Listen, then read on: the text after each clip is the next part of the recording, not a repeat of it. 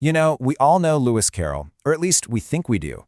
He's the guy who gave us Alice's Adventures in Wonderland, right? An absolute masterpiece of logic and nonsense that people have loved for, what, over 150 years? But here's the thing.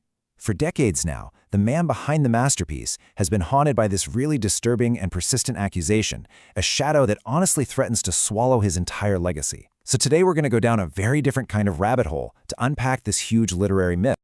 Okay, let's just start right here with this absolutely shocking headline that's pretty much come to define how we talk about Lewis Carroll today. I mean, this comparison, it's jarring, to say the least.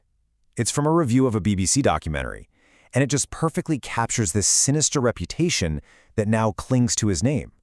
The idea that his whimsical stories were just a cover for something much, much darker. It completely reframes him, right? Not as this beloved storyteller, but as a predator hiding in plain sight. So how on earth did we get here? To really get to the bottom of this, we've got to break it down. We're going to tackle this in 6 parts. First, we'll define the popular Carroll myth. Then we'll look at the case against him, all the evidence that fuels the controversy. After that, we'll flip the script and look at a powerful counterargument, dig into some surprising hidden evidence, see how the myth was actually built, and then finally, try to make sense of this whole Victorian enigma. All right, let's start by confronting the big one. This powerful image of Carroll that's really taken hold in pretty much everyone's mind. It's so widespread, in fact, that it leads a lot of people. Like, there was a Reddit user whose post actually helped kick off this whole deep dive to ask some really, really unsettling questions the first time they actually read about the man himself. So this is really the heart of the myth, right? We have this picture of a brilliant but, deeply neurotic guy, a stammering Oxford professor who, I think it was Virginia Woolf who said it, had no life outside of his fascination with children. The idea is that he was only comfortable around little girls. And here's the really crucial part, that he would lose all interest in them the second they hit puberty. Now that specific detail, well, to us today, that sounds incredibly damning. It seems to point directly to a very specific, and let's be honest, a very inappropriate kind of interest. Okay, so let's actually look at the evidence that seems to back up this dark picture. What are the facts, the quotes, the things that have led so many people to believe the absolute worst about the author of Wonderland? The case against Carroll really stands on a few key pillars. First up, and this is the most famous one, his photographs of young girls. Now, Carroll was a groundbreaking photographer, but a huge chunk of his work was of children, and yeah, sometimes nude. Then you've got his own words, his documented preference for hanging out with kids instead of adults, which kind of seems to confirm that he was a total recluse. Then there's the big mystery, the sudden break with the Liddell family in 1863, Alice's family, the whole conspiracy for the books. It's super mysterious because the page in his diary about it was literally torn out. This gets linked to this rumor that just won't die, that he actually proposed to an 11-year-old Alice and her parents kicked him out. And finally, you have his own diaries and letters full of passages that just seem to confirm all the worst things you could imagine. In his own words, they're often used as Exhibit A. When you read a quote like this one, which he wrote late in his life in a letter about art, it's hard not to get a chill, right? Take it out of context, and it really looks like a straight-up confession of a preference for prepubescent girls. It just seems to say, in plain English, exactly what his accusers have been saying all along. And this next one really shows you what fuels the fire. To us, today, this sounds like a direct justification for his nude photography. It leaves very little room for an innocent reading, doesn't it? He seems to be arguing that the beauty of young girls is something that should be put on display, which is a profoundly alarming thing to hear today. You put all this stuff together, and honestly, it starts to feel like an open and shut case.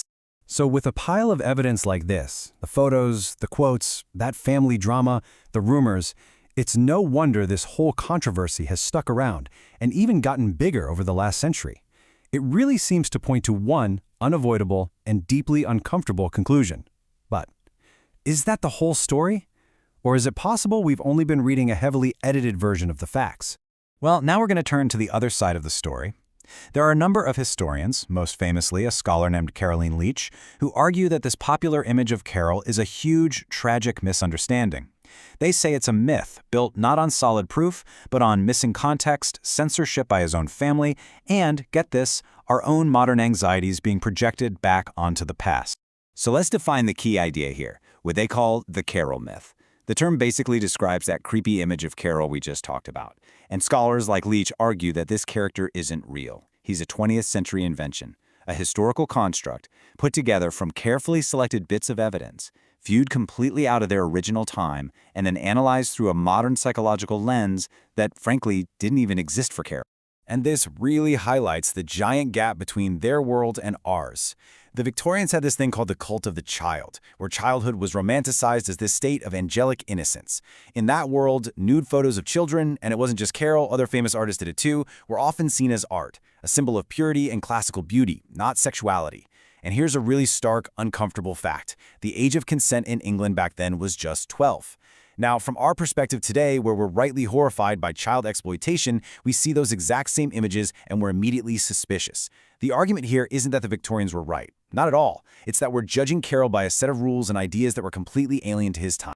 But the single biggest piece of evidence against the myth, I'm talking about the core idea that he was only interested in little girls. It comes from a place you would never expect. It comes from a mountain of evidence showing that Carroll had vibrant, frequent, and often pretty unconventional relationships with adult women. Now look at this data. This is the kicker. It's compiled from his published letters. Researchers went through nearly 500 letters he sent to his female friends, who were often just lumped together as his child friends. The results are just staggering. Only about a quarter of the letters were to preteens. The biggest group, by far, 45%, were written to women over the age of 18. We're talking women in their 20s, 30s, even their 40s.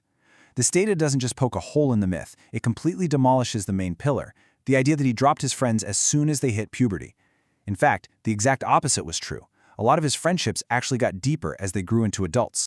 And again, Carroll's own words, when you actually look at the full picture, tell a totally different story. In this letter from 1896 to a married friend of his, he's crystal clear about what he prefers. He just flat out says that, yeah, he enjoys hanging out with kids, but he finds adult society much more interesting. This is the Lewis Carroll who's been completely erased from the popular story, a guy who actually valued and wanted the company of adult women. And we're not just talking about writing letters here. Far from being some shy recluse, Carroll's social life was, well, for a Victorian clergyman, it was pretty scandalous. Get this, he hosted a 27-year-old woman unchaperoned for weeks at his beach house. That would have caused a huge stir. He told his friends that a 19-year-old actress was staying with him as his leading lady. He jokingly signed a letter to his 28-year-old friend, "You're a sexagenarian lover." He took married women on weekend trips to London. All of this caused so much gossip from what he called Mrs. Grundy, that's kind of the Victorian term for a nosy, judgmental person, that he was constantly complaining about it in his diary. So this brings up a massive question, right? If all this evidence is out there, if he had this rich, even scandalous social life with adult women, then why is the popular image of him the complete opposite? How do we end up believing he was a guy who only liked little girls? Well, the answer is a kind of tragic, almost unbelievable story of good intentions gone wrong. It happens in a few steps. First, to dodge all that gossip from Mrs. Grundy, Carroll himself would sometimes call his adult women friends children in his letters, kind of as a code.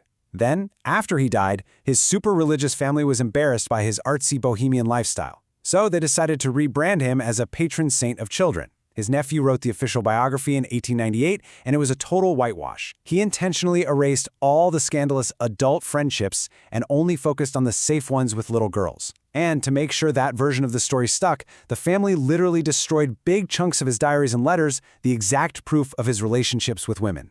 So, fast forward a few decades. New biographers come along, and what do they find? The only evidence left points to a man who only hung out with kids. And so, they took that skewed evidence and looked at it through the brand new, trendy lens of Freudian psychology, and boom, they created the creepy Lewis Carroll we all think we know. And this quote from Caroline Leach just sums up the whole disaster perfectly. By trying so hard to make him look like a saint by Victorian standards, his family accidentally created the perfect recipe for him to be seen as a monster by us. Think about it. They kept all the stuff that would look the most suspicious to us, and got rid of all the stuff that would have explained it all. So, where does that leave us? It's pretty clear the real story is way more complicated than the shocking headlines want you to believe. A simple verdict of innocent or guilty just doesn't seem to fit a story this tangled up. Let's just put it all side by side for a second. The myth says he was only interested in little girls. The rebuttal says he had tons of vibrant relationships with adult women. The myth says he lost interest after puberty. The evidence says his letters to them actually increased as they got older. The myth says his photos are proof of perversion. The rebuttal says they were part of a Victorian art style that we just don't understand anymore. The myth says the big break with the Little family was over a marriage proposal to Alice. The rebuttal says the evidence for that is paper thin and he actually kept in touch with them for years.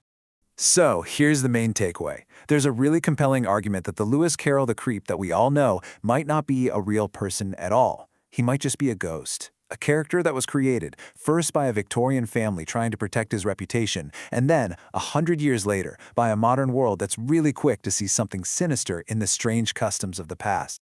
And let's end with this final thought. Because this whole story of Lewis Carroll, it's about way more than just one guy's character.